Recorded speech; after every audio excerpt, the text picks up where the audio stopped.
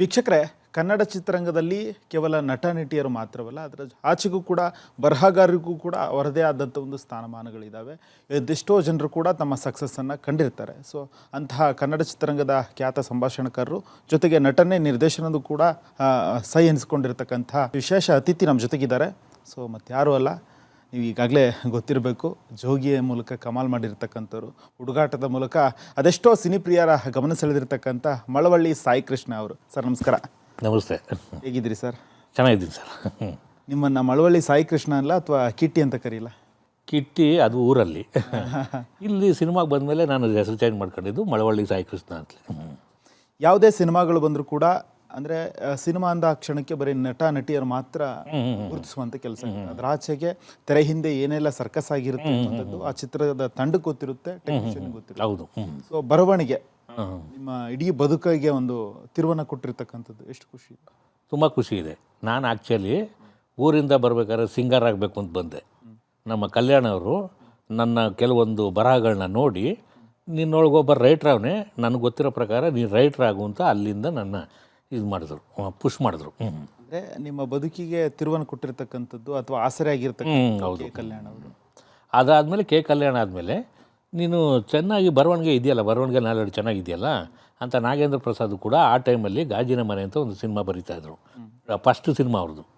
Dialogue ಸಾಂಗೆಲ್ಲ ಬರೀತಿದ್ರಲ್ಲ. ನನಗೆ ಏನು ಅಂತಂದರೆ ಸಾಹಿತ್ಯದಲ್ಲಿ ಎಲ್ಲ ಚಲನಚಿತ್ರ ಸಾಹಿತ್ಯದಲ್ಲಿ ಎಲ್ಲ ಕಲ್ತ್ಬಿಟ್ಟಿದ್ದೀನಿ ಅಂತಲ್ಲ, ಅಂದರೆ ನನಗೆ ಕೂಡ ಸಂಭಾಷಣೆನೂ ಕೂಡ ಕಲಿಬೇಕು ಅಂತ ಅನ್ನೋದು ಆಸೆ ಇತ್ತು. ಯಾವಾಗ ನಾಗೇಂದ್ರ ಪ್ರಸಾದ್ ಅವರು ಕಲ್ಯಾಣ ಅವ್ರ ಜೊತೆಲಿ ಒಡನಾಟ ಜಾಸ್ತಿ ಇತ್ತು, ಹಿಂಗೆ ಪರಿಚಯ ಆಯಿತು. ಅವರು ಆ ಸಿನಿಮಾಗೆ ಬರೀತಾ ಇದ್ದಾರೆ ಅಂತ ವಿಷಯ ಗೊತ್ತಾದಾಗ ನಾನು ಅವಕಾಶ ಕೇಳಿದೆ. ಸರ್ ನನಗೆ ನಾನು ಇದರಲ್ಲಿ ಎಲ್ಲ ಕಲ್ತ್ಬಿಟ್ಟಿದ್ದೀನಿ ಅಂತಲ್ಲ, ನಾನು ಅದನ್ನು ಕಲಿತೀನಿ ಸರ್, ಇದನ್ನು ಕಲಿತೀನಿ ಅಂತ, ನಿಮ್ಮ ಜೊತೆ ನಿಮ್ಮ ಶಿಷ್ಯನಾಗಿ ಇಟ್ಕೊಳ್ಳಿ ಅಂತ ಹೇಳಿದೆ ನಾಗೇಂದ್ರ ಪ್ರಸಾದ್ ಅವ್ರ ಹತ್ರ. ನಾಗೇಂದ್ರ ಪ್ರಸಾದ್ ನೋಡಪ್ಪ ಬಾ ಅಂತಂದ್ಬಿಟ್ಟು ಅವರು ತುಂಬ ಚೆನ್ನಾಗಿ ನನಗೆ ಬೆನ್ನು ತಟ್ಟಿ ಪ್ರೋತ್ಸಾಹ ಕೊಟ್ಟರು. ನಿಮಗೆ ಇನ್ನೊಂದು ಹೆಸರು ಇದೆಯಂತೆ ಸರ್, ಲವ್ ಮಾಸ್ಟರ್ ಅಂತ ಕರೀತಾರಂತೆ ನಿಮ್ಮನ್ನು. ಲವ್ ಮಾಸ್ಟರ್ ಅಲ್ಲ, ಅಂದರೆ ಪ್ರೇಮಿಗಳಿಗೆ ಪತ್ರಗಳನ್ನು ಬರ್ಕೊಡೋದು, ನೀವೇ ಗೈಡ್ ಮಾಡುವಂಥದ್ದು. ಏನೋ ಒಂದು ಇಂಟು ಕೊಟ್ಟರೆ ನಾನು ಒಂದು ಹುಡುಗಿನ ಲವ್ ಮಾಡ್ತಿದ್ದೀನಿ ಅಂತ ಹೇಳಿದ್ರೆ ಆ 2 ಲೈನಲ್ಲಿ ನೀವು ಒಂದು ಲೆಟರ್ ಬರ್ಕೊಡ್ತೀರಂತೆ. ನಾನು ಲವ್ ಮಾಡಿಲ್ಲ. ಅಂದರೆ ನನ್ನ ಹ್ಯಾಂಡ್ ರೈಟಿಂಗ್ ತುಂಬ ಚೆನ್ನಾಗಿದ್ದರಿಂದ ಊರಲ್ಲಿ ಎಲ್ಲರೂ ಕೂಡ ಅವರು ಲವ್ಗಳು ಮಾಡೋರಲ್ಲ, ನನ್ನ ಕೈಯಲ್ಲಿ ಲೆಟ್ರ್ ಬರ್ಸ್ಕೊಳ್ಳೋರು ಆ ಕಾಲದಲ್ಲಿ ನಾನು ಹೇಳ್ತಾ ಇರೋದು. ಆಮೇಲೆ ಅದರಲ್ಲಿ ಲವ್ ಲೆಟ್ರ್ ಬರೆದ್ಮೇಲೆ ಕೆಲವೊಂದು ಸಕ್ಸಸ್ಸು ಆಗಿದೆ, ಕೆಲವೊಂದು ಫೇಲ್ಯೂರು ಆಗಿದೆ. ಅವ್ರೇನು ಮಾಡ್ತಿದ್ರು, ಬರವಣಿಗೆ ಎಲ್ಲ ಬರ್ಕೊಟ್ಟ ಮೇಲೆ ಅದು ನಾನು ಮಾಮೂಲಿಯಾಗಿ ಲೆಟ್ರ್ ಬರೀತಿಲ್ಲ, ನಾನು ನೀನು ಅದು ಇದು ಅಂತಂದ ಬರೀತಿರಲಿಲ್ಲ. ನನ್ನ ಕಲ್ಪನಾ ಲೋಕದಲ್ಲಿ ಹೆಂಗಿರುತ್ತೆ ಅಂದರೆ, ಒಂದು ಅವ್ರ ಲವರ್ನ ಅಂದರೆ ನನ್ನ ಲವರ್ ಅಂತಂತಲ್ಲ, ಈ ಥರ ಪದಗಳು ಹಾಕಿದ್ರೆ ಅವಳಿಗೆ ಇಂಪ್ರೆಸ್ ಆಗುತ್ತೆ ಅನ್ನೋ ಥರ ಒಂದು ಇತ್ತು. ಅದನ್ನು ಬರೆದು ರೂಢಿ ಮಾಡ್ಕೊತಿದ್ದು. ಅದು ಏನು ಅಂತಂದರೆ, ಅದನ್ನು ಆ ಥರದ ವರ್ಡ್ಗಳೆಲ್ಲ ಹಾಕೋಕ್ಕೆ ರವಿ ಬೆಳಗೆರೆ ಅವರು ಒಬ್ಬರು ಕಾರಣ ಆಗ್ತಾರೆ. ಯಾಕೆಂದರೆ ಆಯ್ ಬೆಂಗಳೂರು ಬಂದಾಗಿಂದ ಕಾಸ್ಪಾತ್ಗಳಂತ ಬರ್ತಿತ್ತಲ್ಲ ಅವ್ರಲ್ಲಿ, ಅದರಲ್ಲಿ ಒಂದಷ್ಟು ಪದಗಳೆಲ್ಲ ನೋಡ್ಕೊಂಡು ಯಾಕೆಂದರೆ ಅವರು ತುಂಬ ನ್ಯಾಚುರಲಾಗಿ ಬರೀತಾಯಿದ್ರು, ಮಾಮೂಲಿಯಾಗಿ ಬರಿತಾನೆ ಇರಲಿಲ್ಲ. ಅವರು ಸ್ಕೂಲಲ್ಲಿ ಪಾಠ ಹೇಳ್ದಂಗೆ ಬರೀತಿರಲಿಲ್ಲ. ಅಂದರೆ ಈಗ ಏನು ಅಂತಂದರೆ, ಉದಾಹರಣೆಗೆ ಹೆಂಗೆ ಅಂದರೆ, ಈಗ 12 ಗಂಟೆ ರಾತ್ರಿ ಆಗಿದೆ ಅಂತಂದರೆ 12 ಗಂಟೆ ರಾತ್ರಿ ನನಗೆ ಹೆಂಗಿರುತ್ತೆ ನನ್ನ ಮನಸ್ಸು, ಅದನ್ನೆಲ್ಲ ತಿಳ್ಕೊಂಡು ಬರಿತಾಯಿದ್ರೆ ಆ ಥರ ಲೆಟ್ರ್ಗಳು ಬರಿತಾಯಿದ್ದೆ. ಆ ಲೆಟ್ರ್ ಬರ್ಸ್ಕೊಂಡವರು ತಮ್ಮ ಲವ್ಗಳು ಸಕ್ಸಸ್ ಆದಮೇಲೆ ಒಂದಷ್ಟು ದುಡ್ಡು ಅಂತ ಕೊಡೋರು, 2 ರೂಪಾಯಿ. ಆವಾಗ ನಾನು ಹೇಳ್ತಾ ಇರೋದು 5 ರೂಪಾಯಿ 2 ರೂಪಾಯಿ ಇದನ್ನೆಲ್ಲ ಕೂಡಿಸಿಟ್ಟು ನಾನು ಏನು ತಿಂತಾ ಇರಲಿಲ್ಲ, ಏನಿಲ್ಲ, ಬರೀ ಸಿನಿಮಾಗಳು ನೋಡೋದು ಅಷ್ಟೇ. ಸಿನಿಮಾ ನೋಡೋ ಹುಚ್ಚು ಆ ಕಾಲದಿಂದನೂ.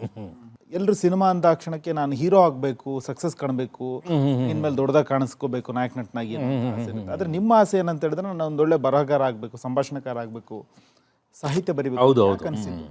ನನಗೂ ಇದೇ ಭ್ರಮೇಲಿದ್ದೆ. ನಾನು ಕೂಡ ಸಿನಿಮಾ ರಂಗದಲ್ಲಿ ಹೋಗಿ ಏನೋ ಒಂದು ಆಗ್ಬಿಡ್ಬೇಕು, ಏನೋ ಒಂದು ಆಗೋದು ಅಂತ ಅನ್ಕೊಳ್ಳೇಬಾರ್ದು. ಯಾವಾಗಲೂ ನಾನು ಇದೇ ಆಗಬೇಕು ಅಂತ ಬರಬೇಕು, ನಾನು ಸಿಂಗರ್ ಆಗಲೇಬೇಕು ಅಂತ ಅಂದ್ಕೊಂಡು ಬಂದೆ. ಬಟ್ಟು ಆಮೇಲೆ ಯಾವಾಗ ನನ್ನ ರೈಟಿಂಗ್ ಎಲ್ಲ ನೋಡಿದ್ರು ನಮ್ಮ ಕಲ್ಯಾಣ ಅವರು, ನಾಗೇಂದ್ರ ಪ್ರಸಾದ್ ಅವರು, ನೀನು ಇದರಲ್ಲೇ ಮುಂದುವರಿ ಅಂತಂದಮೇಲೆ ನಾನು ಒಂದೇ ಧ್ಯೇಯ ಇಟ್ಕೊಂಡು ಹೋದೆ. ಆಮೇಲೆ ನಟನೆ ಇಲ್ಲ, ಬಂದ ತಕ್ಷಣ ಎಲ್ಲರೂ ಕೂಡ ಸ್ಕ್ರೀನ್ ಮೇಲೆ ತೋರಿಸ್ಕೊಬೇಕು ಅಂತ ಅಂದ್ಬಿಟ್ಟು ಆಸೆ ಇರುತ್ತೆ. ನನಗೆ ಅಂತಲ್ಲ, ಪ್ರತಿಯೊಬ್ಬರಿಗೂ ಕೂಡ ಹಂಗೆ ಅದೇ ಆಸೆ ಇರುತ್ತೆ. ಆದರೆ ನಾನೊಬ್ಬ ಟೆಕ್ನಿಷಿಯನ್ ಆದರೆ ಟೆಕ್ನಿಷಿಯನ್ ಆಗಿ ಎಷ್ಟು ಬೆಲೆ ಸಿಗುತ್ತೆ ಅಂತ ಅಂದ್ಬಿಟ್ಟು ನಾನು ಆ ಕಾಲದಲ್ಲೇ ಯೋಚನೆ ಮಾಡಿದ್ದೆ ಅಷ್ಟೇ. ಇದ್ರ ಜೊತೆಗೆ ಸರ್, ಜೋಗಿ ಸಿನಿಮಾ ನಿಮಗೆ ಬಹುದೊಡ್ಡ ತಿರುವನ್ನು ಕೊಟ್ಟು. ಹೌದು. ಇಡೀ ಜೋಗಿ ಸಿನಿಮಾದ ಸಂಭಾಷಣೆ ಬರೆದಿದ್ದೀರಾ, ಖುಷಿ ಇದೆ. ತುಂಬಾ ಖುಷಿ ಸರ್. ಯಾಕೆಂದರೆ ಫಸ್ಟ್ ಪಿಕ್ಚರ್ ಬಂದು ನನ್ನ ಕಲರ್ಸು, ಮಂಡ್ಯ ರಮೇಶ್ ಹೀರೋ.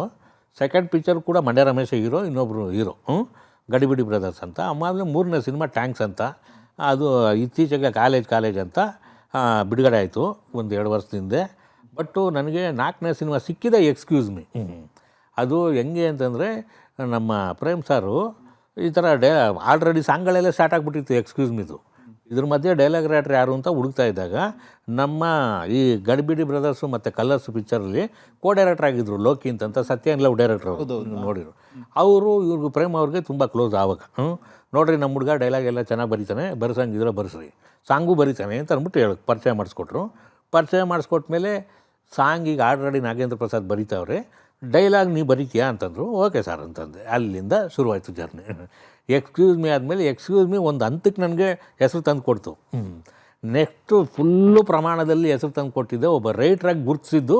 ಆವಾಗ ನನಗೆ ತುಂಬ ಖುಷಿ ಆಯಿತು. ಏನು ಅಂತಂದರೆ ಸ್ಕ್ರೀನ್ ಮೇಲೆ ಮಿಂಚಿ ಹೆಸರು ಮಾಡೋದು ಬೇರೆ, ಆದರೆ ಟೆಕ್ನಿಷಿಯನ್ ಆಗಿ ತೆರೆಯಿಂದ ಇದ್ದು ಹೆಸರು ಮಾಡೋದಿದೆಯಲ್ಲ, ಕಂಡುಹಿಡಿತಾರಲ್ಲ, ಅದೇ ನನಗೆ ಖುಷಿ ಆಗಿದ್ದು. ಅದೇ ನನಗೆ ₹1 ಆಸ್ತಿ ಥರ.